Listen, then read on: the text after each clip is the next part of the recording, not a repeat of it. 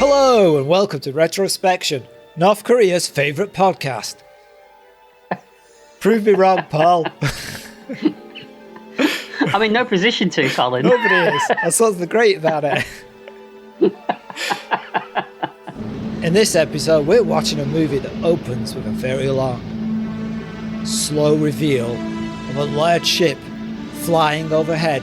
That's right, we're doing Saturn 3 from 1980. So many films after Star Wars did that, didn't they? Yeah, and I'm going cold into this because I haven't seen Saturn 1 or Saturn 2. Neither have I, and I tried. I looked for them all over the place, couldn't find them anywhere. It's weird, it's like it's been removed from history. I'm not surprised. Oh, think how bad they must have been. I'm trying not to. Alright. My name's Colin, and I'm not malfunctioning. You are. You might be right, though.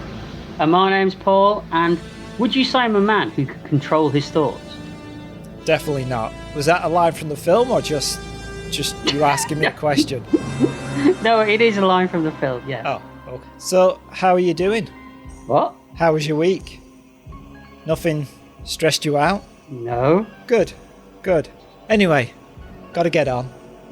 IMDb says, 2 lovers stationed at a remote base in the asteroid fields of Saturn are intruded upon by a retentive technocrat from Earth and his charge, a malevolent 8-foot robot.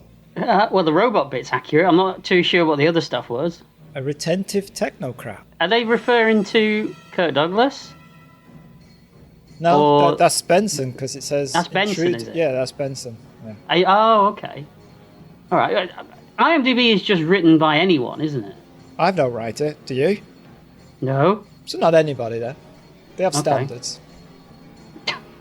Yeah, all right. How many times did they tell you that Arnold Schwarzenegger was going to be considered for a role? That pretty much pops up on every trivia thing on it. Did you know that Arnold Schwarzenegger was considered for the role of Rick in Casablanca? I didn't, but IMDb thinks it is.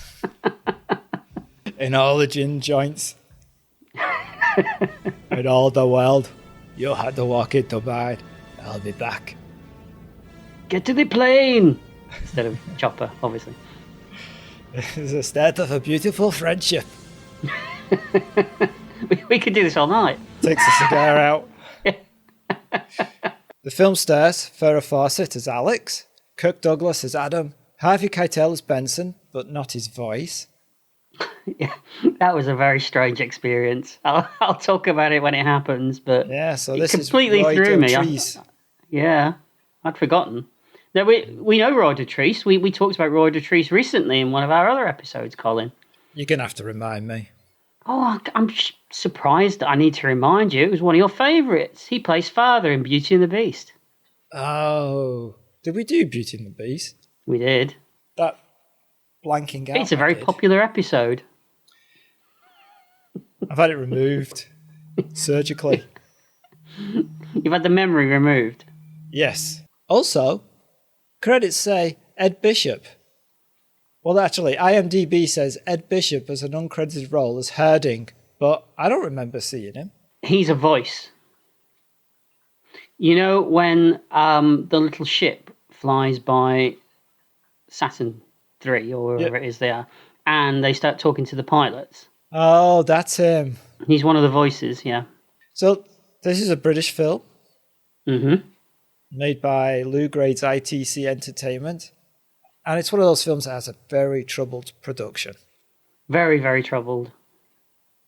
Harvey Keitel's biographer referred to this film as the nadir of his career, which, when you consider the films that Keitel has been in, that's a big statement.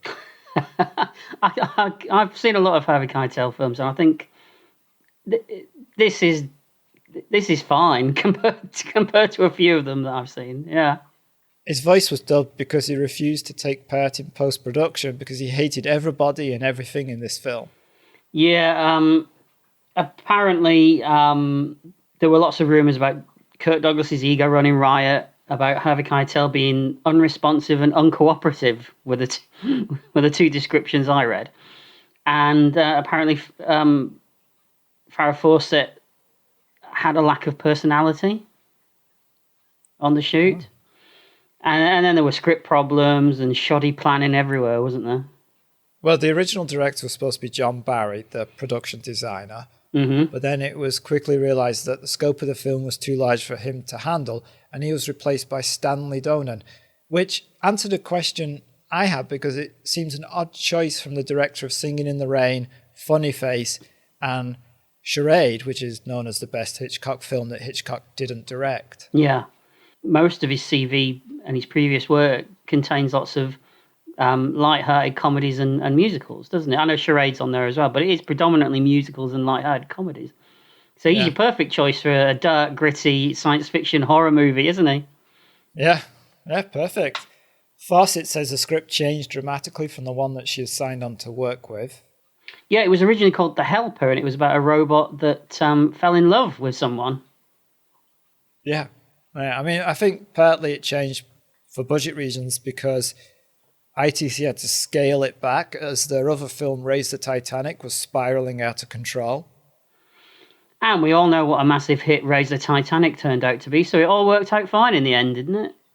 Oh, yeah. Oh, wait, no, because Saturn 3 and Raise the Titanic pretty much killed Lou Grade's company. That's right, yeah. John Barry actually went on from this to work on Empire Strikes Back, where he collapsed and died a few days later. Yeah, meningitis. Right? Yeah. And I read that he was only in his early 40s, and I saw a picture of him, and he must have had a hard life. As hard as yours? Oh, never as hard as mine. Kirk Douglas apparently stepped in a few days, didn't he, and directed a few little bits and pieces along the way. He did? Who says that? Kirk Douglas? I did everything. Yeah. Who is me? I'm the robot. I would imagine, though, that if Kirk Douglas said that he wanted to do a particular thing, nobody's going to say no to him, are they? That is true. Yeah. Mm-hmm. So you read that Sean Connery and Michael Caine were in the pot? I didn't know about Michael Caine, but I knew about the Connery one. That would have been a strange one. Yeah. So you didn't know about Michael Caine? No. I guess not a lot of people know that. Hector cost around $1 million to make, and it took 20 people to animate. I can understand the 20 people to animate. The $1 million feels expensive. Especially for a film that was budgeted for about 10 million. Yeah, so what's that? 1 million on the robot, 8 million on Kirk Douglas, and the rest on everything else. Well, you know what? With the few pennies that they had left, they could go down to Pound World and get a few bits of tubes and things. I mean, that's pretty much what these sets are. And it sounds like I'm going to criticise the sets, but it actually looks pretty good. Yeah, the ship designs are interesting. Yeah. Having cost 10 million to make, it only made 9 million back at the box office, this movie. So close. So close, but... If they just not spent that million on that robot. They'd have broke even. Yeah. He said, I should have used a glove puppet. I'll ask you when we first see Hector what you think of the robot. Oh, all right. All right, don't spoil it. Don't peek too soon, Colin. Okay. All right. Anything else, or should we get into it? Apparently, Kirk Douglas loved his clothes so much from the film that he kept them, which is hilarious, really, because he's hardly ever wearing any. I know. I was just trying to think. I can't even remember what they look like. Just kind of like jogging, sweat trousers and things like that. But he loved them. Yeah, maybe it's at that age where he just liked a comfortable... That was exactly what he said. He said that they were so comfortable that he took them home. Well, that's different, because usually in science fiction films, the actors hate the costumes. That's true. But well, especially when they tended, especially in 70s movies, and this would have been shot in the 70s. I know it came out in 1980. It tended to be sort of lycra jumpsuits and... things like Star Trek: The Motion Picture or Space 1999 or something like that. They always look slightly uncomfortable anyway. Yeah, they loved a onesie in 1970s science fiction films. They do. This film does have that kind of 70s bleakness to it, there, hasn't it? Yeah, yeah, it does. Yeah. If someone had said this was made in the 70s, I'd be like, oh yeah, okay. Yeah. I mean, it's got that kind of 70s ending as well, hasn't it? that you'd never get away with today. Right. The sets were the largest constructed at the time for a film shot in the UK. They took up to 2 large sound stages at Shepperton Studios. Oh, they don't look that big. Well, apparently they weren't. Apparently they had to start putting up maps at the entrances so that crew members didn't keep getting lost. So all those corridors are different corridors? They are, yeah. All interconnected. You might as well just use the same one. You would never have known. I suppose that's why we get lots of long shots of people jogging down corridors, don't we? Yes, we do. Yeah. So that's probably what they use them for. Right. Did you think it was strange that Farrah Fawcett got top billing over Kirk Douglas? Yeah, now you think about it, yeah. Yeah, I'm surprised he allowed that to happen. It's not even alphabetical, is it? So that can't be the reason. I think it's just basically down to the fact that she was really, really popular at the time. Are you a fan of hers? She's kind of... And I'm probably going to get lots of stick for this, but not really. I always find her a bit vacuous in everything that I see her in. Yeah. Yeah, and a bit, dare I say it, wooden. Especially when she's acting against someone like Kirk Douglas. Not so much Harvey Keitel in this, because he looks like he wants to be anywhere else but in this movie, doesn't he? She has a very 70s look about her. Oh, yeah. I don't mean like 70 years old, I mean 1970s. Well, that poster was everywhere, wasn't it? That poster of her. Yeah. We all know that poster. I would imagine lots of young boys had that on their wall at the time. We were too young, obviously. Yep. I mean, we were too young. Well, yeah. Yeah, well, had the Kirk Douglas posters on it. What, the ones of him with no clothes on from this movie? yeah, exercising. Well, talking of things that they used to publicise this film, they did film a strange fantasy sequence with Farrah Fawcett in a skimpy PVC jumpsuit, but it was never used. But they did use some of the sequence in part of the publicity for the movie's release later. Right, Lou Gray didn't like it, right? He didn't like it, no. But he liked it enough to use it on posters and things like that. Well, he's a businessman. You'd have been disappointed, though, wouldn't you, if you were expecting to go and see it and see her in that PVC jumpsuit and you don't get it. Yeah. All right, so let's leap into the film. Go on, then. We open with an Associated Film Distribution logo. Won't see that around for much longer.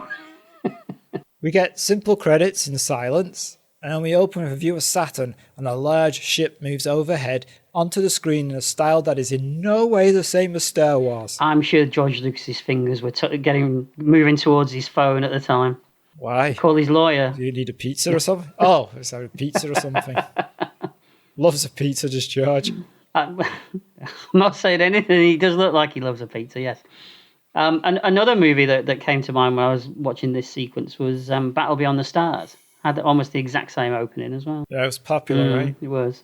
Music starts. It's an epic score that clearly somebody said, Elmer, I want you to convey that this is a big ship. Very big. The biggest you have ever seen. It opens and it's kind of very 2001-y as well. Yeah, and the ship is an interesting design, including what looks like a deformed satellite dish, even though dishes are the shape they are for a reason. It looks kind of like it's been too near the radiator for too long. It's kind of melted, or maybe they had. They're just like, oh, look what's happened to this. Never mind. Space, isn't it? It's the future. No one's going to know. Yeah. We cut to inside a multicoloured button-filled room with a geodesic dome canopy. There's a chatter of voices and communications depicting a hive of activity. We pull back, and we see something that kind of resembles a steamy lunar landing. I don't mean steamy as in sexy. Ooh, look at the legs on that lunar landing. Unless lunar landers are your thing. I mean, you've had 1 or 2 moonshots in your time, Paul, right? Oh, my God. I wish you could see. I wish the audience could. The audience. We haven't got an audience. We've got listeners, haven't we? We never have an audience, Paul. I wish the listeners could see the winking that you're doing as you say these lines to me. The winking. What? Wink. Oh, okay. W-I. Women's Institute. A voice could be heard. Captain James, your presence on pad 73 Immediate. Urgent. I was surprised he didn't carry on. Immediate. Urgent. Right away. Now. Straight away. I can't stress this enough. But James, you really need to get to this ship on pad 73. He has got that tone to his voice, that slightly panicky tone that he's... No one knows where this guy is. Yeah. We then pull back on what looks like a catwalk with lights either side.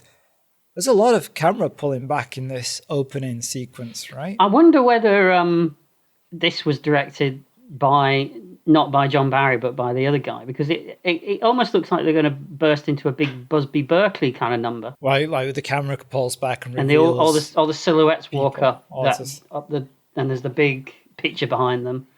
Right. Yeah. Someone's like, there's no music in this. Stan, there's no music. Then silhouetted figures emerge, like you said. Some carry objects and they walk towards us. These men approach the lunar landing. Meanwhile, the voice is still calling out for Captain James. I mean, it turns out that they do need to keep stressing how important it is because he's a slow bugger. Yeah, I wonder what he's doing. So now with more light, we see that people are dressed in blue overalls with red crash helmets. And they appear to be carrying dustbins with them. The crash helmets did make me laugh. We cut to another catwalk with a split screen. One half of it has people upside down and the other half is the right way up. You can see the join, but later on when they do it again, you can't. Odd. Maybe they fixed it. Yeah, and didn't go back and fix the other one. All right. Would you be surprised? No, not really. A man runs along the catwalk. Back at the lander, the personnel are loading the canisters in the lander. We see a locker with the name Benson written on it. A man picks up a black helmet. We cut to another man hurriedly opening a door. Meanwhile, the voice asking for Captain James has changed to a woman's. And I'm assuming this guy now is Captain James. Yeah. James opens a locker. We see the mysterious man from earlier hiding on the other side of the locker.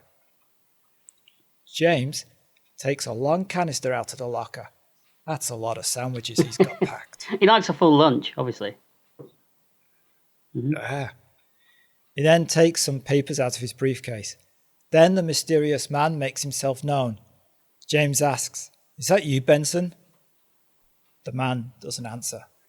Unwisely, Captain James continues with, "So, you blew the mental test.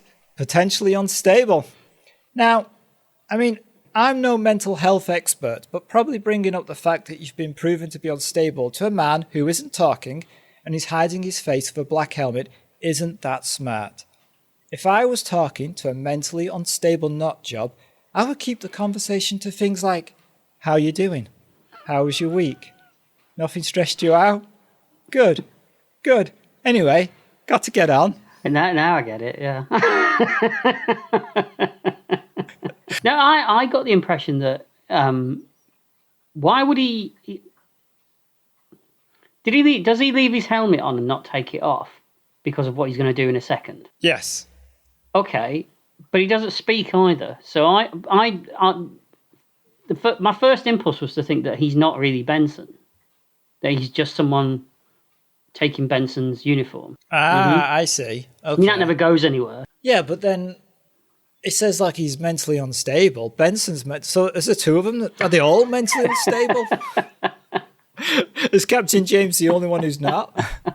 Well, we'll never know. We'll never know what he is in a minute.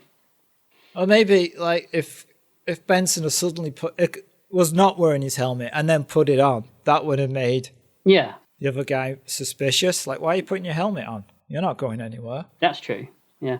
Doesn't the guy put his helmet on though before what happens? Only when the thing starts happening. Oh, right. Okay. Anyway, James says he'd be unstable too if he knew he was going to get Saturn 3. Benson eyes a handle marked emergency and buckles himself in. Oddly, James seems very oblivious to all this. Yes, he does. He does. He only clues in at the worst possible moment, doesn't he? Yeah. Finally, James does realise that Benson's up to no good. He quickly puts his helmet on and grabs hold of the bench. "Benson, stop! No, Benson!" But Benson opens an airlock shaft that is in the roof of the room. Why build an airlock in the locker room? Why put it in the ceiling And then also, why put taunt sharp wires across the entrance to it? Maybe he did it himself earlier. But just the wire part, not the whole... Yeah, no, he built the whole... Talking of long games. He's out there knocking a wall through and everything. It's like, speaking to the architect, I think we should put a shaft in above the locker room. Why? No reason. You know, just thought it might be useful. While we're at it, can we make sure we've got these incredibly taut steel wires that go across the entrance of it? Well, you're the boss, Benson. But then again, he wouldn't say any of that, though, would he? Because he doesn't speak when his helmet's on. That's true. He'd have to take his helmet off. Take his helmet off, yeah. So the rush of oxygen leaving the room pulls Benson up into the shaft because everything else appears to be nailed down. It seems to be, yes. Yeah, which, if you had for some reason designed a room with this airlock in the ceiling, then you would actually have to nail everything down. I guess so, yeah. James hits the wires and shatters.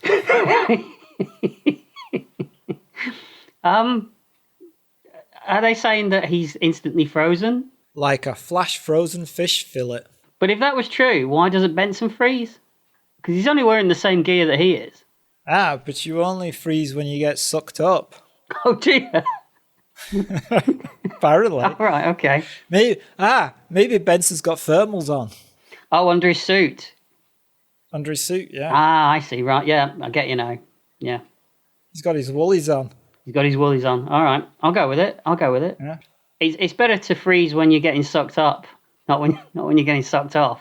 Is it? Well, you don't want to freeze, do you? Do you know? No, that could be disastrous. Could it? Yeah. I'm just going to keep asking you, see where you go with it. I don't know where I'm going. I don't even intend for you to use it. It was just something that popped into my head. Well, leave it there. All right. So Benson closes the hatch, unbuckles himself and grabs the canister, which, for some reason, wasn't sucked into space. So not everything is nailed down then? Well, it can't be, because James just put it there. Maybe it's just really heavy. Well, then how can Benson lift it? He works out. How did James put it there in the first place? Now you've got me. Anyway, I hope Benson likes the sandwiches that James packed. If not, could send him over the edge. Maybe it's just a really massive tube of Pringles. Pringles. Oh, I've got him going now. Benson then runs to the lunar lander. The ladder is retracted, and the lunar lander launches. Well, the camera pans down and somebody makes whooshing noises, but you get the idea. This is another interesting design, isn't it? It's like an insect, this little spaceship. Yeah. We cut to the massive vessel we saw in the opening sequence, and Benson's ship can be seen slowly flying from it, heading towards the rings of Saturn. It flies through the rocky materials that make up the rings. Once through, Benson approaches the planet. A voice tells him that he's entering the field of Saturn III Experimental Food Research Station. Intended landers should adopt Vectors 309 to the polar ecliptic. Did you say so? Two figures on the surface see the lander fly past, although for some reason their suits appear to be leaking. Yeah, there's like steam or something coming out of it, isn't there? Yeah. What do you think of the... I'd worry if I was... Yeah, what do you think of the effects so far then? They're a little modelly. They're only a few quid away from what we've seen in Blake 7, really, aren't they? Yeah, definitely. Yeah. Benson lands his ship. He climbs out with the canister. The two figures approach. One asks him, "Any urgent unloads?" "Well, I could do with a poo right now. I'm vectoring 309 to the polar ecliptic, if you know what I mean." He doesn't say that. I'd love it if Kirk Douglas did say that, in that accent as well. Yeah. I could do with a poo right now. I'm vectoring 309 to polar ecliptic, if you know what I mean. Doesn't, no. He says there's nothing, so they head inside. We learn that one of the people on the surface is a woman. A woman? The man asks to take the canister, but Benson says no. So these two people got suited up and headed out into the most dangerous of conditions known to humans just to meet him at the ship?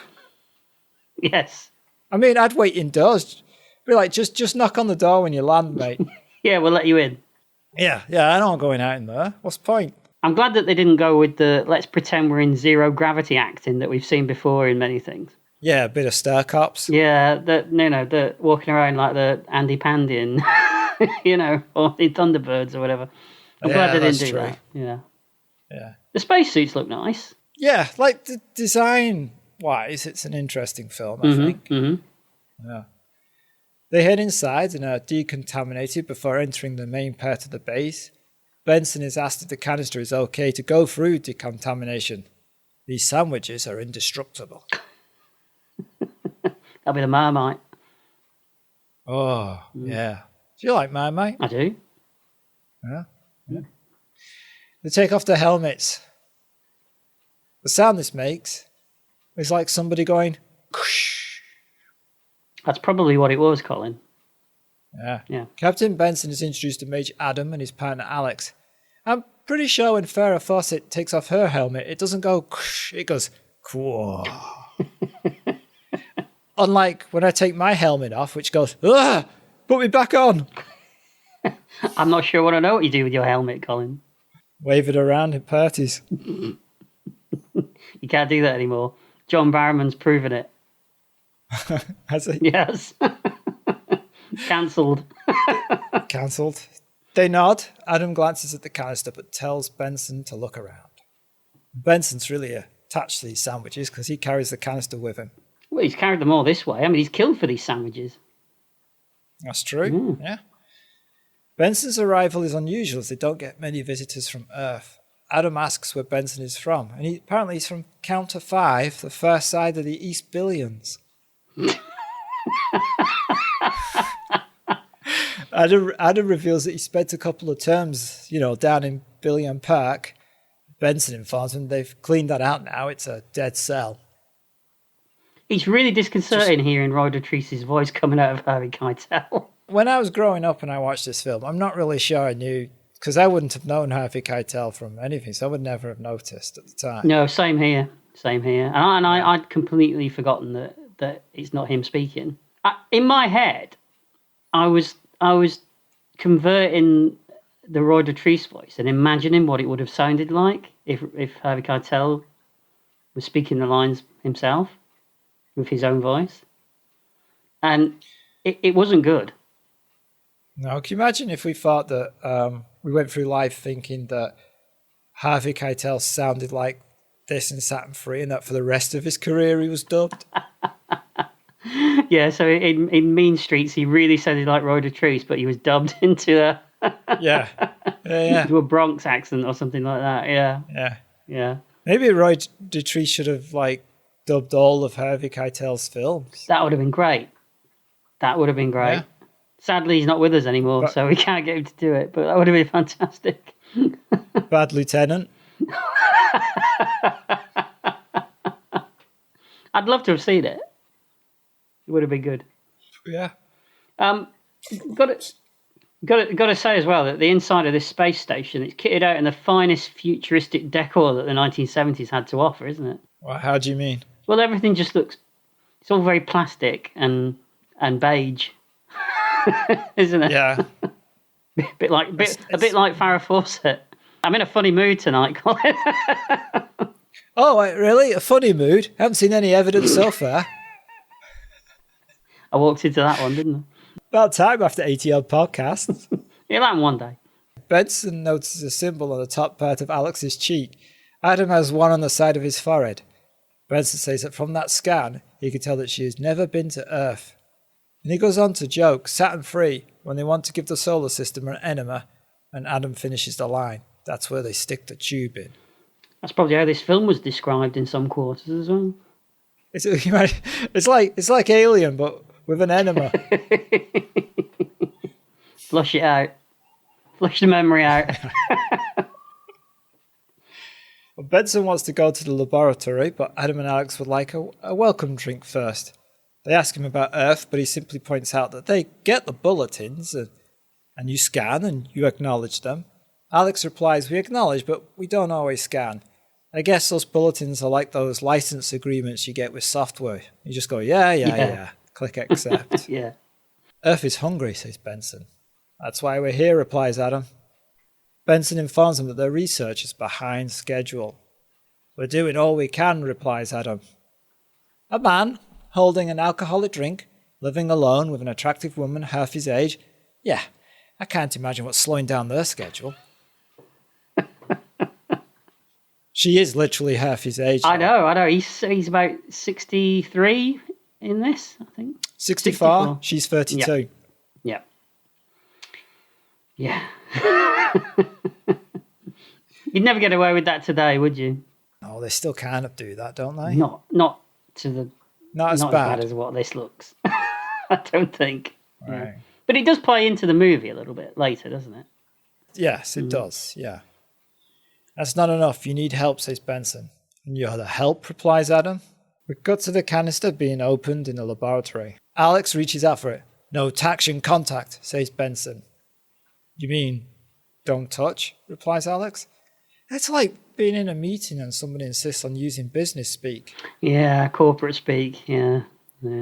We've been examining your core competencies and concluded that we need a disruptive model to engage a frictionless and more robust working process. Before we t-shirt this proposal, I'd like to demonstrate how this results-oriented canister can streamline your agile workflow. You are using an agile methodology. Whew, thought your canister was sandwiches. Yeah, Adam was getting peckish as well. Adam does ask what's in the canister, but Benson doesn't reply. He simply states that he has to report into Earth. Adam tells him he can't do that because they're in an eclipse. Ah, of course, says Benson. How long will it last? Alex tells him 22 days, but Adam's face is clear that he's wondering why Benson doesn't know this. Yeah, well, Benson should know this anyway, even if he is a psychopath. Well, maybe no, because he failed the exam, so maybe they didn't give him many instructions. Okay, yeah, I can buy that. Yeah. He says he needs some rest, and Alex shows him to his quarters. On the way, Alex asks him if he wants some Ervil. There's a lot of that in this movie, isn't there? Just words, futuristic gibberish. Words. Yeah, gibberish, as you say, yeah. Well, he says no, he'll just take some blues and crash. Smurfs? He's going to take two Smurfs to bed. Yeah, and just crash. Papa? No thanks. I've already eaten. But it turns out that there's a pill called Blue Dreamers. Alex hasn't heard of them. He gives her one to try. Back in the lab. The canister is beeping. It is. They look like, the way that he dispenses them out of that little box, they look like Tic Tacs. Maybe they're treated like Tic Tacs where he's from. Yeah, possibly. We cut to Adam and Alex having a shower together. First of many naked shots of Kirk Douglas in this. He's obsessed with appearing nude as much as possible in this movie. Yeah, he is. Yeah. I wonder why. You know that Martin Amis was involved in this film? Mm-hmm. Yeah. And his book, written after this film, has an aging actor in it called Lord Guyland, who is obsessed with his own virility. I see. Okay. And you think that was based on... It was based on, yeah. All right. Okay. Makes sense. Yeah. So it must have been a common knowledge on the set. Mm-hmm. And it explains all the exercising stuff we see. Yes, we get to one of those in a bit, don't we? In a minute, actually. Yeah. Do you think that... do you think that Kirk and Farrah became friendly on this movie? That's possible, I guess. Mm-hmm. Yeah. I wouldn't be surprised. No. Alex envies Benson and his chance to go out and breathe, because he's from Earth. Mm-hmm. Not like them, inside all the time. Adam points out that the last time he was on Earth, if you went out and breathed the pollution, it was likely to rust out your tubes. That's quite a good line. Mm-hmm. Yeah. It's one of the few good lines. There's not many, no. He gives her a cheeky slap on his way out the shower. He does, yes. And that's what she thinks of the captain. Alex thinks he's funny, but Adam says he must have missed his best lines. Alex asks him about Blue Dreamers. Now, Adam is annoyed that Benson gave her one of his pills. He explains that they're given to people who go out on long journeys, on their own to stop them going static. He reveals that he took them years ago. He says they were interesting. I'll bet. When he says years ago, does he mean like when he was in his in his late 50s? when he was her age. Alex drops her towel and Adam takes her in his arms. She has to try one together. He says, maybe. Adam finally agrees, but only after the captain has left.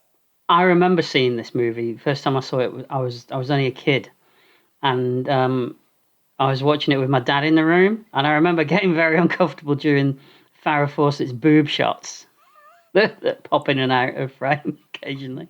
Oh, really? Yeah. You know that feeling when you're sitting there watching something with your dad, and you think, and a sexy scene comes on, and you're like, not going to look at him, and he's not going to look at me, and we're going to pretend like this never happened.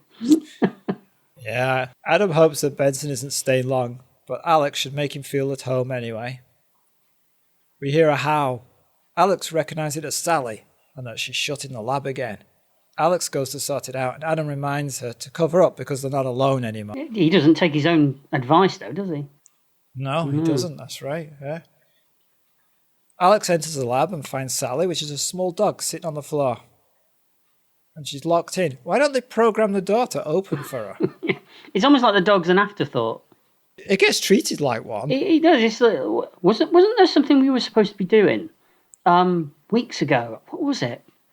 Oh, yeah. Feed the dog. Oh, well. Yeah, you never see him feed the dog. You never see him play with the dog. You never see him talk to the dog. No. Dog's just wandering around this station on its own all the time. It's a good thing that you weren't assigned to man this station with Farrah Fawcett and the dog, because I know that you'd be spending more time with the dog, wouldn't you? That makes me sound like a weird pervert, Colin. but... You just love dogs, Colin. I know you love dogs. I mean, you love dogs. I mean, I don't mean you love dogs. I mean, you love dogs. No. Yeah. I love all animals. That sounds worse. It does, doesn't it? Can't help yourself. She hears a beeping from the canister and presses a button. Suddenly, Benson appears and stops her. Alex calls out for Sally. Benson picks her up. It has a name, and for some reason he looks up its arse. Well, you've never seen a dog before, I suppose. Unless he's eating it, as he points out in a minute. Yeah, he has seen a dog, yeah. What was he... That's what he says.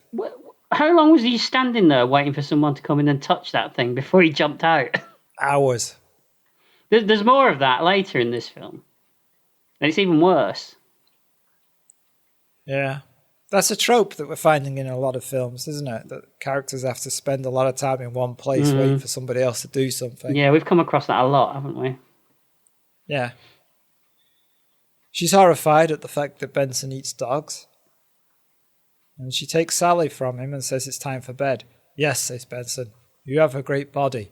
May I use it? Well, that's a pickup line, I suppose. Does it work for you? No, it might have worked in our hometown, Colin. Oh, yeah, maybe. Yeah. And with the Major, she replies. Interesting that Fawcett broke up with Lee Majors just after this film. So she's with the Major, but not the Majors. Is that true? I didn't know that. Yes. Oh, right. It also gives evidence towards whether Kirk Douglas and her did do something. Possibly, yeah. Maybe he just didn't like, the amount of time she spent with a half-naked Kirk Douglas on this movie. That was a power couple in the 70s, though, wasn't it? Lee Majors and Farrah Fawcett. Yeah, definitely. Yeah, like Posh and Bex. You were frantically searching your brain then for something current, weren't you? I was trying to make sure I didn't say Box and Besh. Well, them too, yeah. Oh, yeah. And then I was thinking maybe the royal family, but I don't want to mention that. No. We'll stay. I can't remember the names. You want to stay well clear of that at the moment, Colin. Yeah. Like Andrew and Fergie. Yes. Andrew and Q Stark. We're going backwards here. Yeah, we're going backwards in time. Yeah. Probably best we don't discuss Prince Andrew, at all, really, considering... Well, don't you have a connection with Prince Andrew? Oh. You both don't sweat. Well, that's not true. We both know I sweat. Wait, I don't. How would I know that? That's how we went to those Turkish baths together. Oh, can you imagine that? No, and I don't want to. Ever. I've not had dinner yet. Can you imagine the look of horror on the other people's faces when we walked into a Turkish bath? Obviously, she doesn't want to go with Benson, but he's still like pushing it. He says, well, I'll see you with the Major for his personal consumption. That's penally unsocial on Earth. Penally unsocial. That's what he says. There's some very odd lines in this film, isn't there? Yeah. Not here, she tells him. Benson watches him leave. We know what he's thinking. How dare she try to steal my sandwiches? So in this future, basically everyone just has it away with everyone else whenever they want. Yeah, and everyone eats whatever they can get because there's no food. Makes sense. I don't know, I'd be too tired without food to have sex. Well, especially Kirk Douglas at his age, got to keep the energy up. Yeah. We next see her with Adam.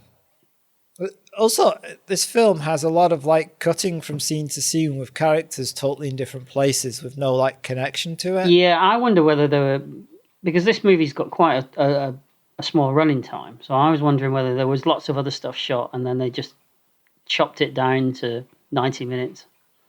We next see Alex with Adam. He can sense something is wrong. He tells her to come into his quarters and they'll discuss the problem.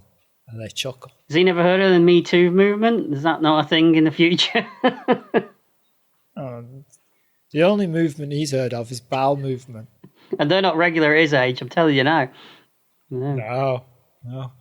Turns out that Benson is watching them on a monitor thanks to some oddly placed security cameras. Yeah, he's found the premium adult channels.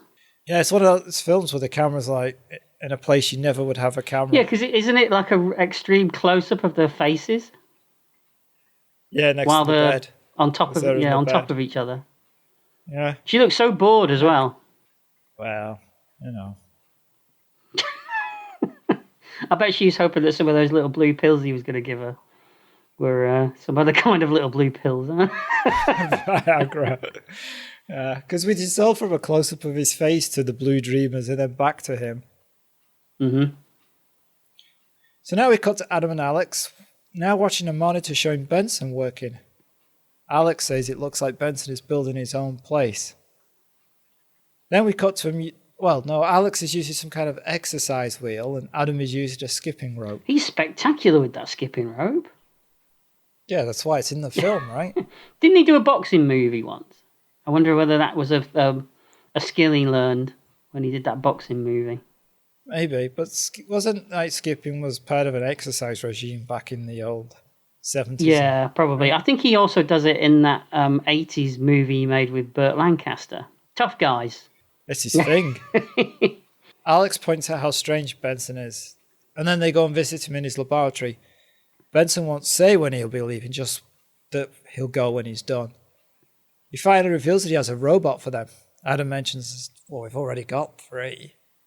This one is different. It's the first of the Demigod series. Demigod? I mean, as soon as I hear that, I'll be like, put it back in the luggage.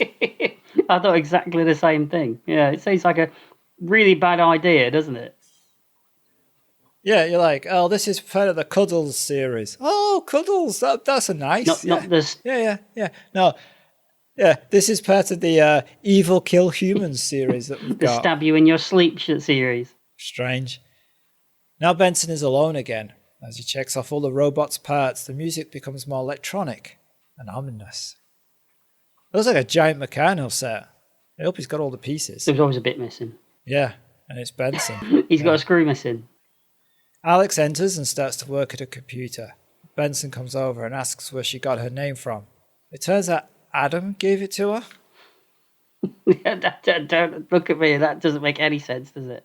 Maybe women in the future aren't allowed to have names. What I'm wondering is, is she really, human, or is she some kind of, clone thing? Or... There's lots of... I'm going to talk about this when we sum it up at the end, but there's lots of things in this film that never go anywhere. Yeah. Adam is listening into their conversation. I know why you're denying me hospitality, the captain says. We gave you the run of the place. I'm talking about your body. It's very beautiful. I'd like to use it. Come to Saturn 3 research station, work hard and be sexually harassed at every opportunity. Sounds like your kind of place. I don't know what you mean. Adam hears this. Alex says she's not interested. Benson doesn't know when to stop. On Earth, we use each other's bodies to give ourselves pleasure. No thanks, she says. At this point, Adam switches on the camera to see what's going on, rather than just hear it. You're afraid of me, aren't you, says Benson. You're afraid he'll be jealous. He will be jealous. He's frightened of the new ways. He's obsolete. Paul, I think he's talking about you. I'm not frightened of the new ways. Don't pull that face at me. Adam cuts off the audio. We zoom in on Alex's face. The computer sounds get louder as we watch Adam's reaction. And we cut to Alex and Adam with Benson now in the lab. See, this is one of those where it just like jumps. Yeah. Benson orders the lights off. He opens the canister and a greyish, whitish, long brain is revealed. Pure brain tissue, says Benson. Oh, I was hoping the sandwiches would be a nice banh mi or something. European. Human? Asks Alex. But it's an unborn. It's a big brain. So I'm guessing it's grown. I guess so. Again, they don't explain it, right? This brain has to be programmed, and then it can develop in just 3 to 4 weeks. Once it's ready, it will take over, and then one of you will be obsolete. I think we know which one. You can guess. We cut to Alex and Adam. They're now jogging. Exercise number 2. Did she forget to do her top-up? Well, she doesn't need to, does she, normally? I suppose, yeah. Alex is asking if they can reapply for a mission together because she wants to stay together, but Adam knows he's close to abort time. He was hoping they'd been forgotten about. Obsolete, says Adam as he lays down. He says they should flush the captain and his friend into space, but Alex says it's a horrible idea. Meanwhile, Benson is building his robot. Alex is kind of a true innocent in this film, because Benson and Adam, they're not likable characters at all, are they? Neither one of them. No, which also, like, it gives an idea of, like, was she born on this station? She's never been to Earth. I don't understand where she comes from or why she's not... No, why she is like this. Knowledgeable on things, yeah. No.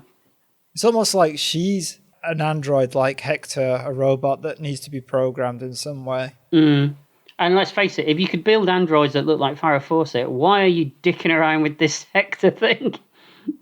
Makes no sense. Back with Alex and Adam. Adam cuts the Blue Dreamer pill in half. They each take it.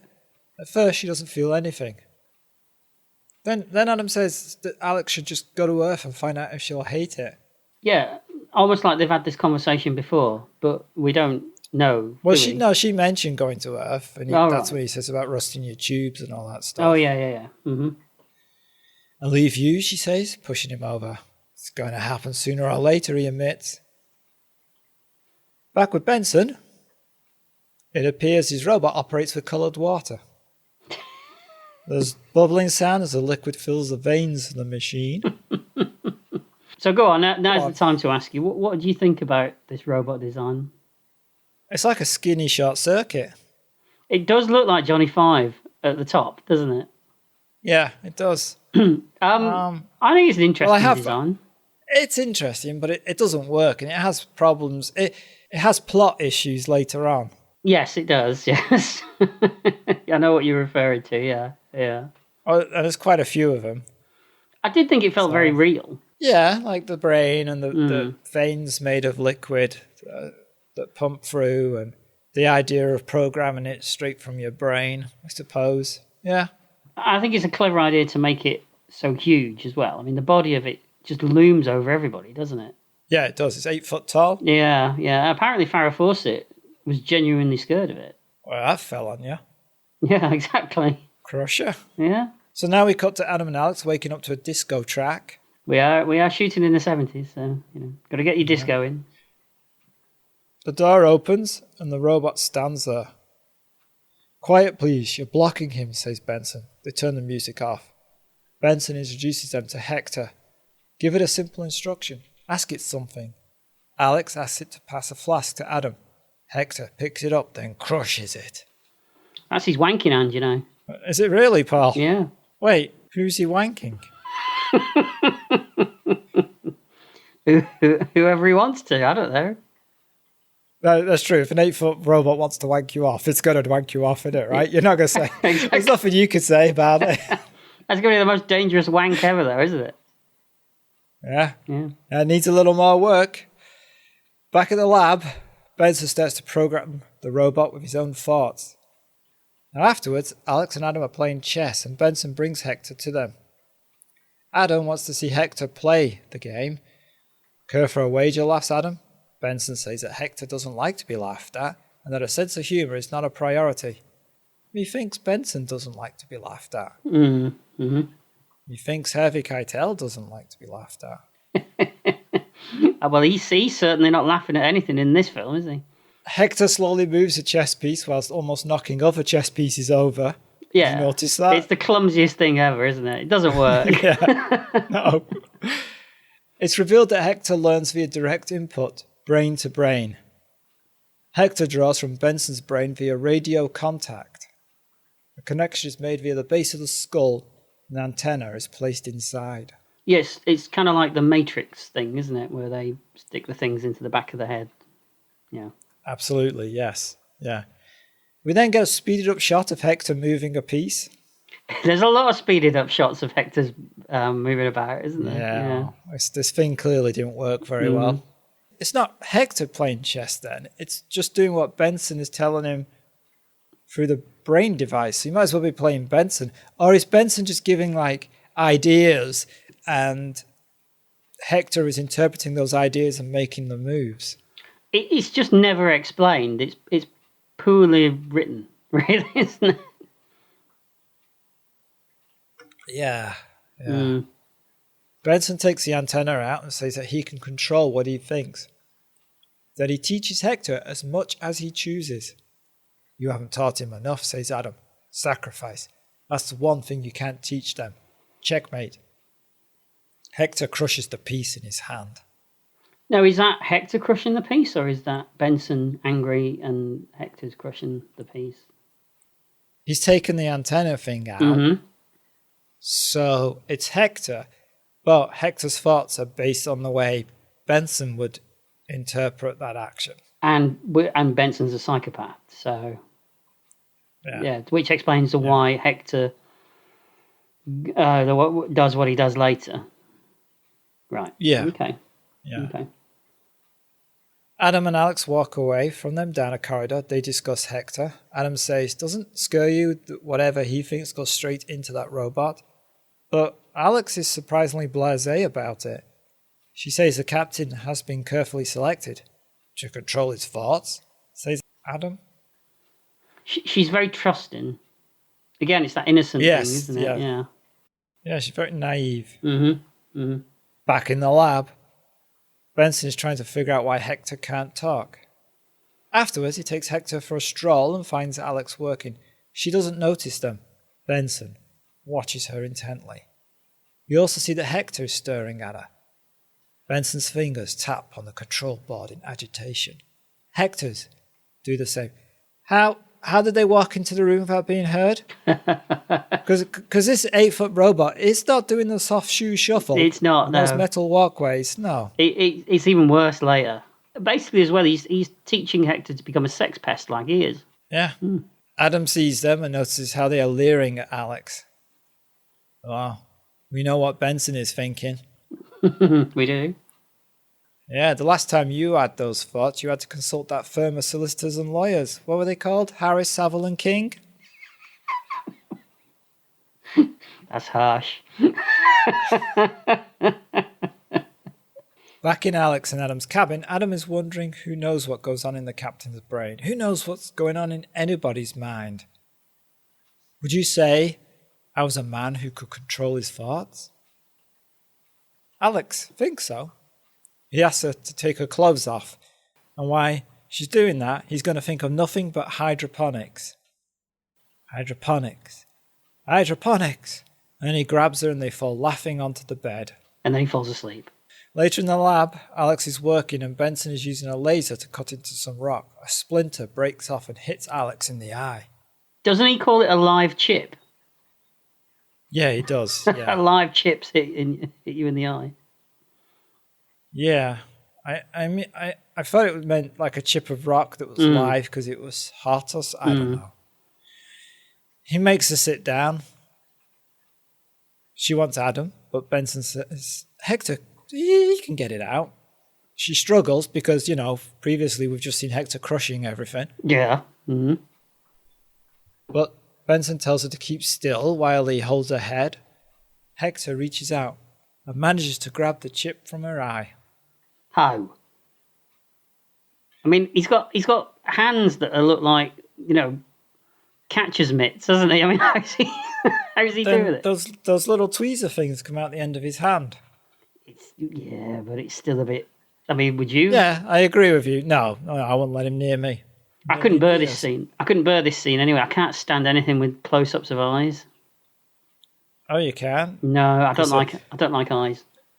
Because they're entrance to the soul, and you don't want anybody to see your soul, right? Have I got one? It's just emptiness. Emptiness. I've often wondered, yes. Benson then offers her another pill called Earth Dreams. He's a walking pharmacy, isn't he, Benson? Oh yeah, that's all he does, isn't it? Pop pills.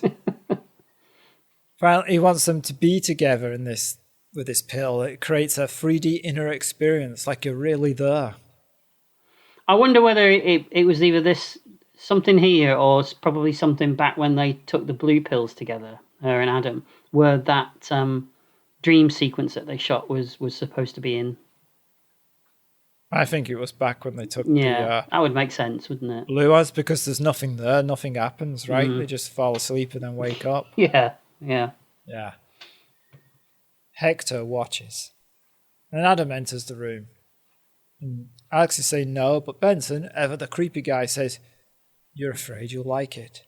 You'll never know how good it is until you try." Think that would work, pal? Why don't you let me know? Okay. I'm today. He's yesterday.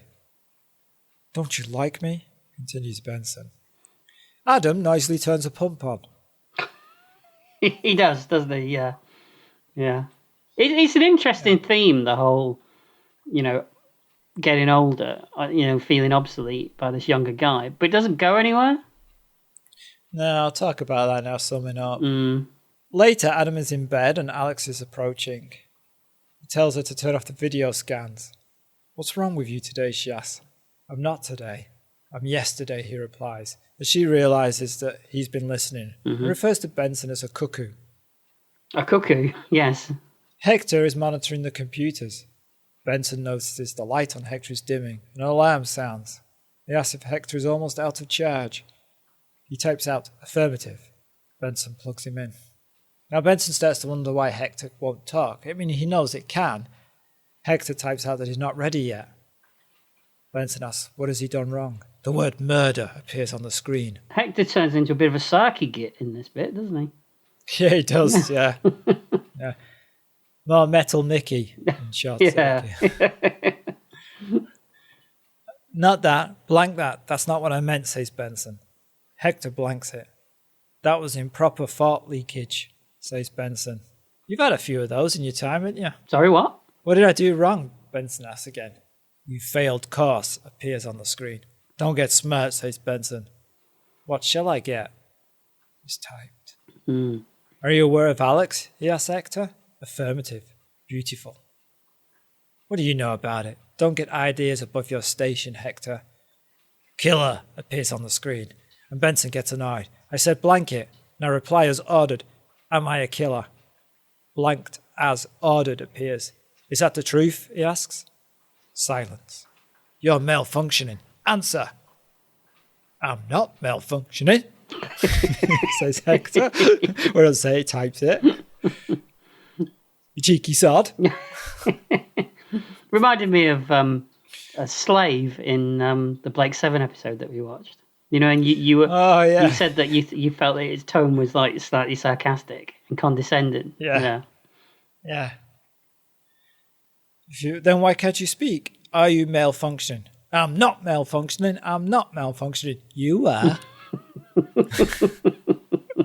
That's what appears on the screen. It is. It is. We cut to Adam in a suit on the surface loading rocks into a canister. Alex lays back on her bed.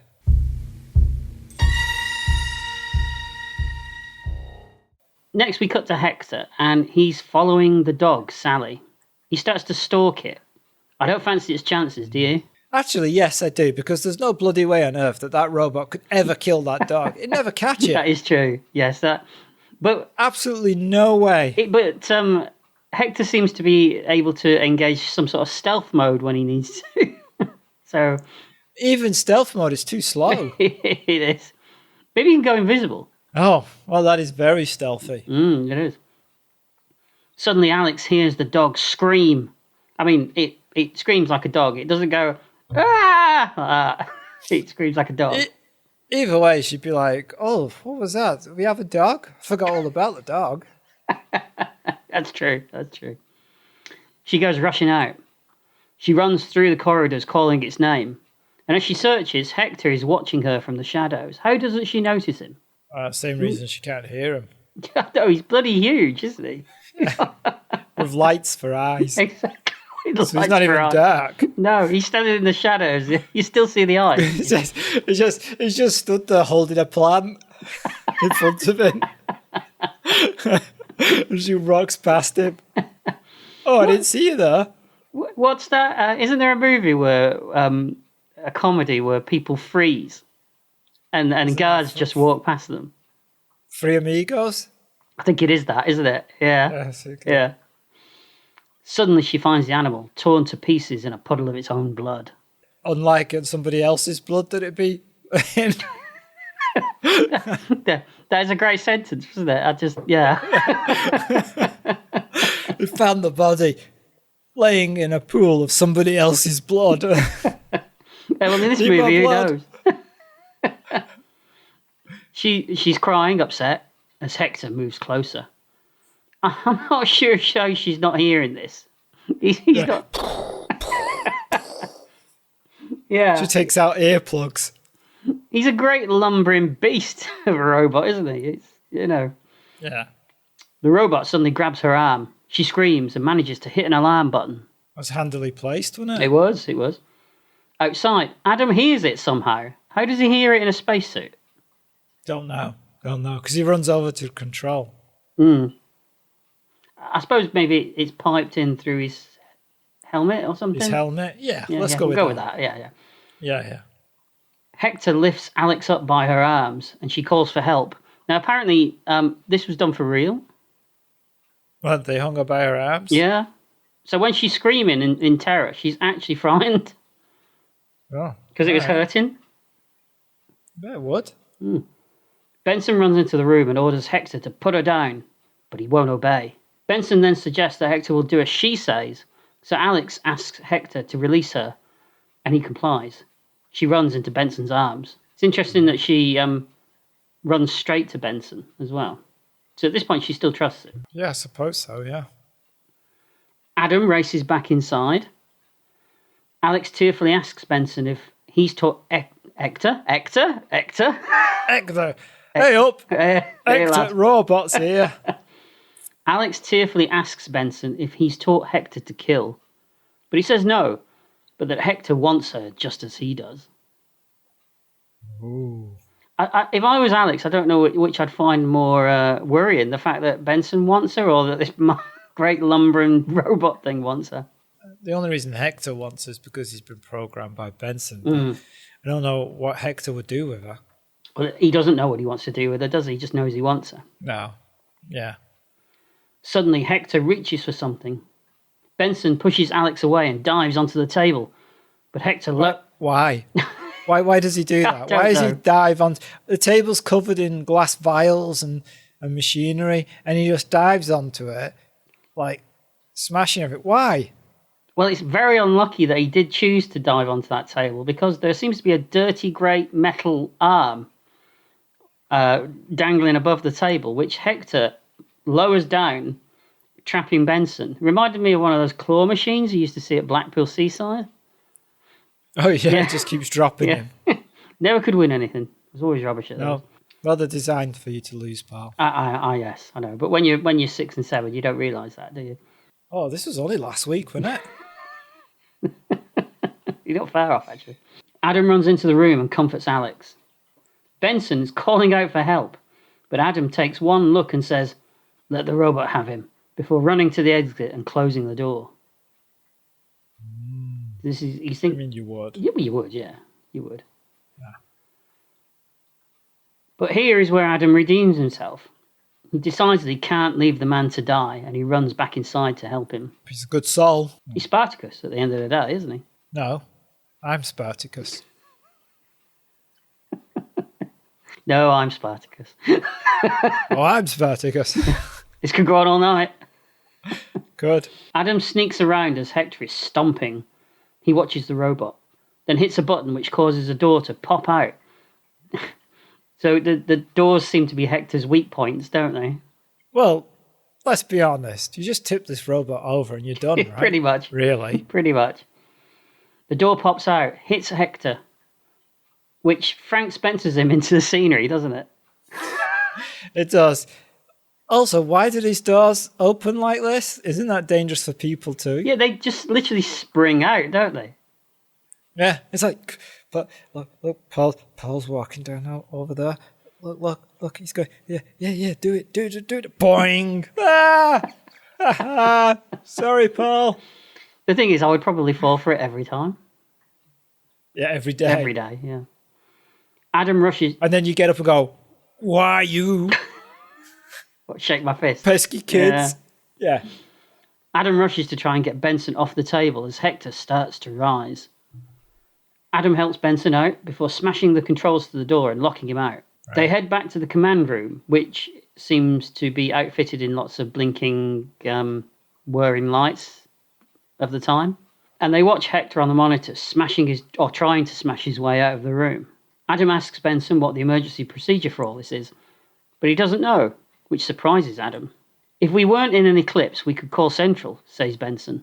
And Adam replies, "If we were chickens, we could lay eggs." Yeah.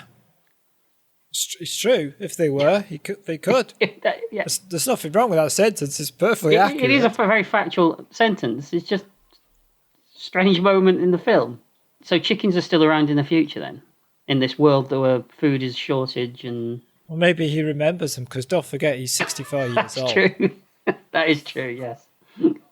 So... Well, Benson's like, chickens? What the fuck is he talking about? Well, Alex should have been, what's a chicken? Yeah, exactly. She's never seen a chicken. Benson notices that Hector is getting low on charge. That'll be all those extra apps running and his battery down, won't it? Yeah. Hector goes to recharge and Adam plans to overload him. Hector plugs himself in and Adam hits another switch. Lots of switches that do these things, isn't there? Mm. There's a burst of sparks and Hector falls to the floor. Dead. Film's over. Unfortunately, that is not the case. Oh. They run back to the other room to find Hector in a smoking heap. Benson says that they'll have no more trouble from him. Great. Adam angrily reels on Benson, telling him that he plans to report him for incompetence. And as the men argue, Hector starts to move. The men struggle with him, and Benson eventually manages to remove the brain. And I say they struggle with him, I mean they sit on him, basically, don't they? It's like one of those times when you have like a puppet attacking you and it's you holding the puppet on you. In Ed Wood, when he has to wrestle the octopus. And he's literally just following around. There's a Doctor Who moment, isn't there, in Spearhead from Space, where John Pertwee's doing that. Oh, I'm sure there's many Doctor Who moments of that. Yeah. Adam orders Benson to dismantle Hector, but Benson accuses Adam of being basically a Luddite, isn't he? Running away from new ideas just as he ran away from Earth. Yeah. Yes, says Adam, to get away from people like you. That's fair enough. Mm-hmm. Adam and Alex leave, and he gives Alex a history lesson on the fall of Troy and what happened to that Hector. And he says that he always hated the name Hector. Yeah, and Alex says, great story. Can we leave now? No, she doesn't. Meanwhile, Benson starts to dismantle the robot. all the while talking to it about killing him and wanting Alex. He's obsessed. Meanwhile, Alex tells Adam that she thinks Benson is crazy. So she's finally figured it out. Finally, yeah. And that if he can kill, then Hector can kill. Adam replies that he thought that he could kill too, but he guesses that he's just not up to it. But he wishes that he was. Probably like many things in his life at that point, at that age. You know, he's not quite up to it, but he wishes that he could. You keep saying this, but he seems to be healthier and more athletic than either of us put together. That is very true. Yes, he is. He's. You know what? When did he die? He died last year, didn't he? Or the year before? Quite recently he died, wasn't it? Mm-hmm. He was probably fitter 6 months before he died than what we are now. Yeah, probably. Yeah. Be fitter at 64 than we will be. Definitely. Alex asks, do you think Benson is really taking Hector apart? Either he takes it apart or it takes him apart, replies Adam. No, that's a good line. Yeah, there's two, right? That's the second one. Adam gets on the comm and asks Benson how things are going. I have completed the dismantling, replies Benson. But it's clear that he hasn't quite finished yet. Because the head's still attached, isn't it? Yeah. It's later and we see that Hector's head comes to life. And he starts to control the other robots in the room. How? The same way that Kit can make a vase move. Well, thinking about it, Hector's already made that giant claw thing fall down, hasn't he? In the previous scene. Yeah, so he can communicate with the other machines in the... he's on the same network. Is that it? Yeah. Okay, we'll go He's with got 4 bars on his Wi-Fi. We'll go with that then. We seem to be saying we'll go with that quite a lot in this film, don't we?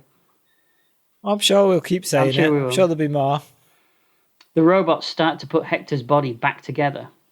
The way that they do it, it's a good job that this is speeded up and a little bit and cut very well, because it would take ages to put this robot back together by these other robots. It would, but all that was in my head when I was watching this was, we will build it, we will build it. From Backbus. Yeah, it is a bit like that, isn't it? Finally, they reinsert Hector's brain and he comes back to life. Adam and Alex are in bed together again. They spend a lot of time in bed, right? They do. Adam blames himself for what has happened, saying that he should never have let Benson stay in the first place. Meanwhile, Benson has put on his flight suit and takes all his Tic Tacs in one go. Yeah, they're all different colours and different types. So some are uppers, downers, left, right. He's completely going to be flying high for the rest of this film, isn't he?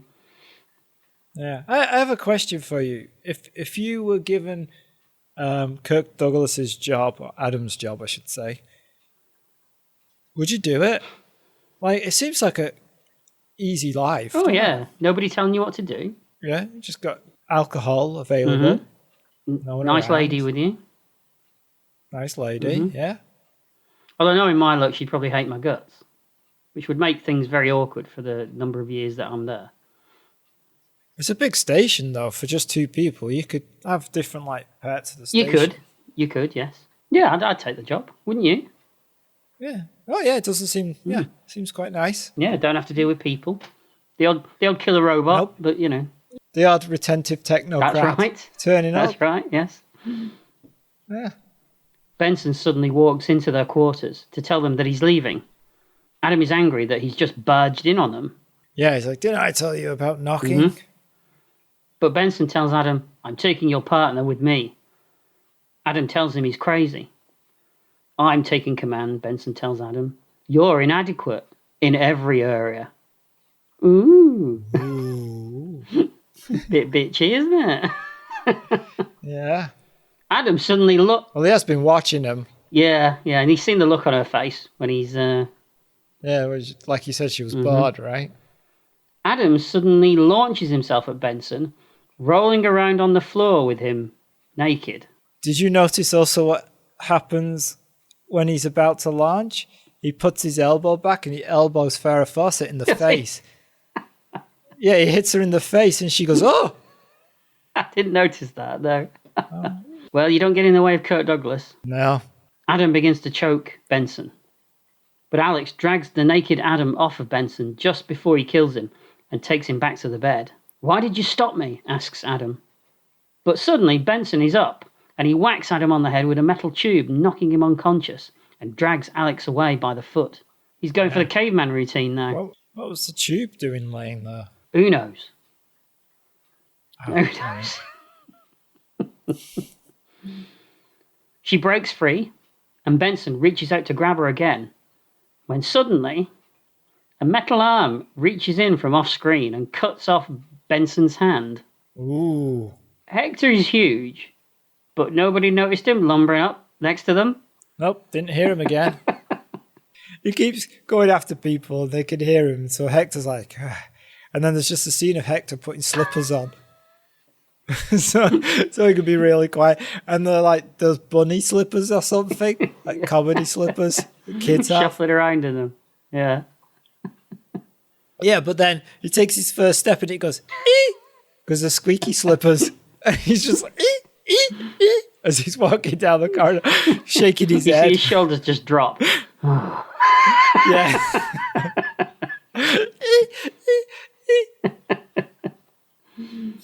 Yeah, that would be that'd be an interesting moment, wouldn't it? Yeah. It would, yeah. Hector lifts Benson off the ground and drags him away by the foot. Later, Adam has recovered, and he and Alex decide to use Benson's ship to escape. They sneak through the corridors, hiding from Hector, who is skulking around. As much as an 8-foot noisy robot can skulk, but yes. Suddenly, Hector reaches through the ceiling and they double back as he stalks them from above. You know what this station needs? Tell me.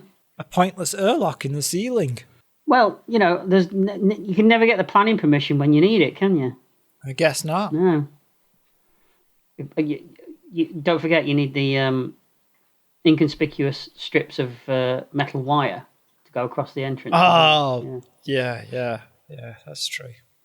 Collapsing exhausted, Adam says it's no use, but then he has an idea. He grabs a tube and they blast Hector with steam, which confuses him for some reason, but Alex and Adam get separated. He's like, no, not steam. I can't do steam. No. He can't do much, really, can he? No.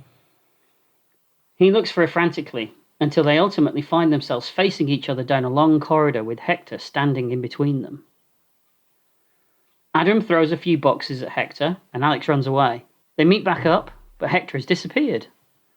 How did this 8-foot lumbering slow robot just vanish? I know. He's got that stealth mode on again. I told you can go invisible. Ah, okay. Mm-hmm. And run really fast. Yeah. Okay. But the robot is in the comm room, using the cameras to track them. How did the robot get to the comms room? So quickly. Yeah. Yeah. I know. You don't. Just don't. No, don't. Okay. Adam starts to smash the cameras, and then they remove the floor covering, revealing the soupy pit beneath, which I guess is where the hydroponics stuff is that they're cooking. Ah, okay. Or maybe it's just soup. That's what they make for food. I think I'm just calling it soup through the whole of my notes, to be honest. They replace it very, very loosely to create a trap for Hector, using Alex on the other side of the room as bait. Hector arrives, scanning the room. He's suspicious. He wasn't born yesterday. Well, no, day before, right? But also, she's like, oh, hello, Hector. Ooh, come and get me, Hector. Ooh, you look a big boy, Hector. Hector's like, hold on a second. You've been running away from me for quite some time. Suddenly, you're all over me like a rash. Now, I'm beginning to suspect you're up to no good, lady. Either that or it's the slippers. Yeah, he looks down. Yeah, like my slippers? Yeah. So as you said, Alex tells him to come in. But Hector is smart. He picks up a rock and he drops it onto the floor, revealing the trap. He reels on Alex when Adam uses a crane to knock the robot over into the soupy pit. So he knocked him over again. Knocks him over It's the same thing he did earlier in the film. It is, yes. They run, and we get a shot of Hector climbing out, covered in what looks like snot. I thought it was like soap, like bubbles, like matey. It does look a bit like that. Yeah, when it's got a little bit congealed. Yeah. Yeah, It's probably what they used. I mean, it was shot in England. that's true. Yeah, maybe. Alex and Adam climb into spacesuits and head for the ship, when suddenly Hector hits a switch and the ship explodes. So they go back inside. Yeah. Why would you have an abort button on a... Like, you have abort buttons for missiles and things, but you don't usually have abort buttons in control centers for shuttles that have people in them. Yeah, that doesn't make any sense, does it? I can understand it if the button exploded maybe the pad that the ship's resting on. Right. But even then, why would it have it? Yeah. Later, Adam muses that Hector seems not to want them dead. Maybe he's got another purpose for them. Well, we know what his purpose is for Alex, but what would he want with Adam? I guess his thoughts, his mind? I guess so, yeah. Yeah. They go back to the control room and find that Hector has fixed all the cameras onto them. Yes, he has. Yeah. Smart, see? Alex tells him it's hopeless, but Adam reassures her, saying that he promises that she'll still get her trip to Earth. You know, that place that rusts your tubes if you try and breathe. That's the one, yeah. Oh, lovely. Can't wait. But they've still got chickens, so, that's something to look forward to. She doesn't know what they are, pal. Well, she'll soon will. Suddenly, Benson's face appears on the monitors and starts to talk to them through the comms. He tells them that Hector and he have come to an arrangement. Mm.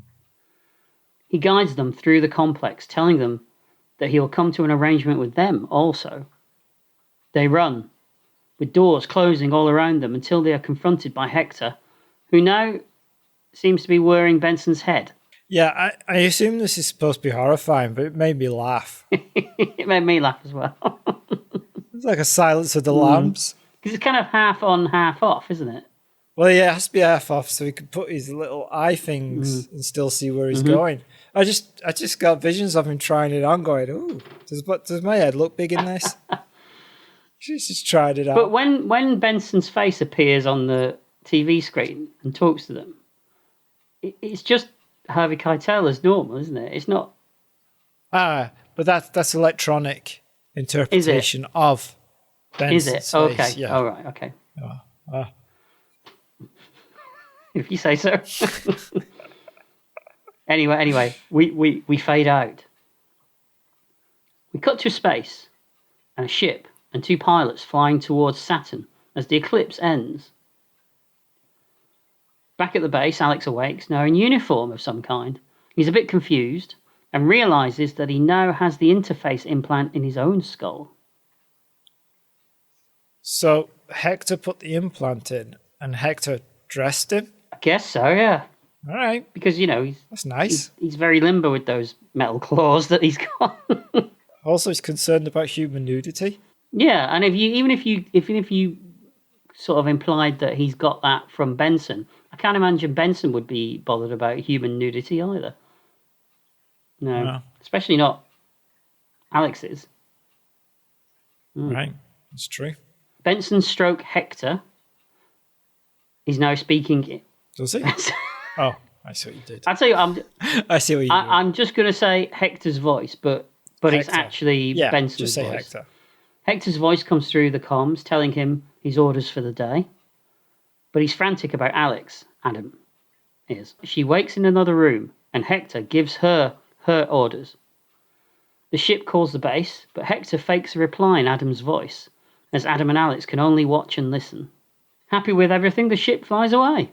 They asked to talk to her, and Hector does her voice, but it's a very stilted conversation because the pilots sound like they usually have a nice natter with them, don't they? Yeah. Because they're like, "Oh, is she there? The one? Oh, yeah, let's talk to her." And then she's just like, "Yes, everything is fine here." I kept thinking that maybe when Hector was doing all the different voices, he was doing like a Mike Yarwood and throwing wigs on as he was doing it. Or using his hands. Like one hand is her and the other hand is Adam. He's doing like a puppet thing. Yeah.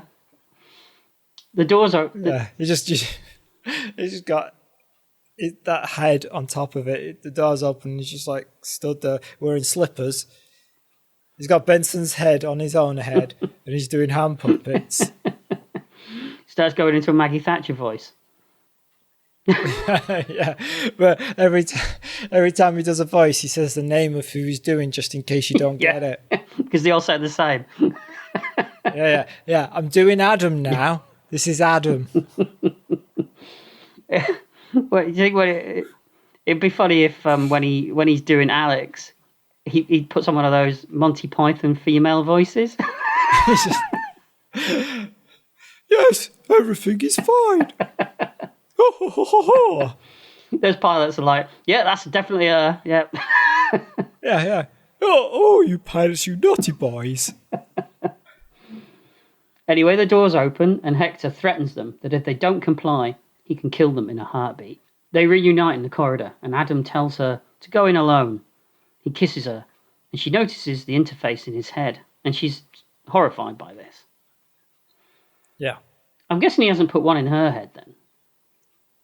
No, that's why Adam feels the back of her head and then it looks relieved. Mm-hmm.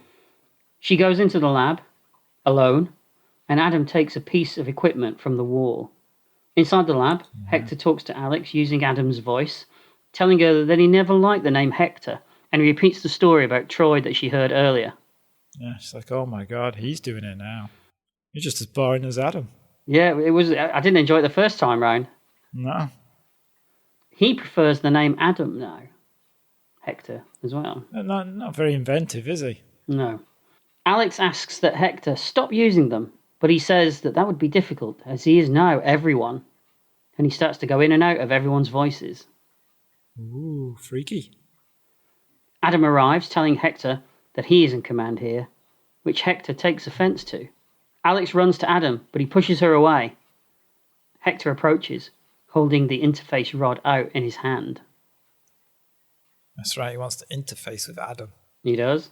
Well, with that 60-odd-year-old body, who wouldn't? Clearly you want to, jeez. Each time he goes to insert it into Adam's head, Adam stalls him, saying that it's nobody's fault. It's everyone's fault. Why is he stalling him? I know, if he's going to do it, he might as well just do it now, isn't he? What he does in a minute. Yeah. Suddenly Adam spins around, clutching the piece of equipment he removed from the wall, and in slow motion grabs Hector.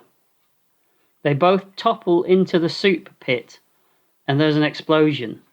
Pieces of Hector and Adam blast upwards. They're gone. They blast upwards in slow motion for about 2 days. They do. Also, why does he jump in with the bomb and Hector? Why doesn't he just push Hector and throw the bomb in with Hector, or stick it in Hector's machinery and push Hector? He doesn't have to die. He doesn't, no. Maybe he's just thinking, I'm obsolete, I'm going to do something meaningful. It's a bit short-sighted, I know. Yeah, it's not a great. I mean, it's not like he couldn't have just pushed him, like you say, is it? I mean, I know he's been knocking him over throughout the entire film. I know. But anyway, we cut to another spaceship, which is another interesting design, and this appears to be a passenger ship of some kind.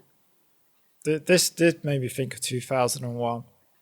Definitely. The opening where he's absolutely waiting to meet the chef. Yeah, absolutely. Alex, now with a new hairdo, looks out of the window at the planet Earth. She's finally going to see it. Why is the music ominous, like something bad's about to happen at this point? It is, and I was waiting for a reveal that maybe she did have an implant in, or there was a piece of Hector on the ship somewhere, or something stupid like Floats that. past the window. Just a finger, a hand giving her the finger as it floats past the window. Yeah. But there's nothing. There's nothing, no. It doesn't deserve that kind of sound. No, it doesn't. It doesn't. And as the shuttle disengages from the main part of the ship and heads for the planet Earth, the music swells, and that's the end of Saturn 3. Yeah. Roll on Saturn 4. I am surprised that nobody's tried to remake this, Yeah. Because there is a movie here, I think. So, Paul, what did you think of Saturn 3? You can just tell that this movie had problems, can't you? It shows in every frame. But both Farrah Fawcett and Harvey Keitel look like they want to be someplace else, any place else other than here. The script's all over the place. It's got half-conceived ideas and plot threads that don't go anywhere. Yep. Why does Benson kill the pilot and the command and commandeer the mission? What's his motive for doing all this? Who knows? I don't know. Yeah, that's a good point. There's just nuts. Yeah. That's the only thing they could say, and it's just nuts. Yeah. I'd like to have seen the theme of old age and the feeling of becoming obsolete explored a little bit more than it is. It's a good idea, and it doesn't go anywhere. Yeah. Adam in particular, his character motivations seem to be all over the place at times. But, having said all that, there is something about this film that I do like. It looks good. They make good use of the sets for what they are. And I said before, I do like that 1970s sci-fi feel that you get in this movies and movies like Logan's Run, Silent Running, those kind of films. Yeah. Yeah. I think it's atmospheric at times, and I think that the music adds a lot to that. I like the synth bits in the music. I think they're really good. I think Hector's weird. He's one of those. He is rubbish, but there's something about that towering, hulking robot body with a tiny little head on it that is a bit weird and disturbing. Right. And sometimes he has got more personality than some of his human co-stars, I think. I'd love a Hector action figure. I would. Really? And it's got a really good bleak ending that makes no sense, but kind of fits with the rest of the film because none of it makes any sense, really. Right. Is it a hit? I think I say yeah. I think it is a hit for me. So what about you? Where do you stand? There's definitely a kernel of a good film here, a good idea, buried deep, very deep. I would love to have seen the original script to see what themes that had. That sounds like it was very different. Yeah, like you said, it does look good. I mean, some of the effects are a bit ropey, but the actual design of everything is nice. Yeah, the robot's a little silly. I think when it's standing still, and I think this is why you would like it as an action figure, when it's standing still, it looks great. But when it tries moving or doing anything, it's terrible. Doesn't quite because work. the things that it has to do, it just can't manage them. Yeah, Harvey Keitel and Farrah Fawcett are not that great in it, but Kirk Douglas is good in it. He is. Obviously, you can see scenes that he's gone, well, I want to do this. I want to strip off and show like I'm 64, but I can still do this. But he's still good at it. He's still watchable and carries the film, really, in some way. He was quite enthusiastic about this film, apparently, going in. He really wanted to do it. Wonder what he thought about it afterwards. Yeah. Well, he liked the clothes, as we said, so... Can't say that I hated it in any way. I've watched it a few times, so I must get something from it. Yeah. Is it a hit? I got a feeling for you, it's a hit, but it's only just a hit. It just gets there, That's right? Yeah. So for me, I'm going to say it just falls short for me. Okay. But it's close. Yeah, it's close, and I don't begrudge you and think you're a weirdo for saying it's a hit, unlike certain other things Yeah, we won't. that we've talked about. I can definitely, understand where you're coming from with this film. Oh, okay. But for me, it's a miss. Okay. All right, well, that brings us to the end of another episode. Thank you for listening. Please subscribe and rate us wherever you download this podcast. And thank you to our current Patreon supporters. And you can also listen to the themes and the songs from the various films and TV shows that we review on our Spotify playlist. So until next time, goodbye. Bye.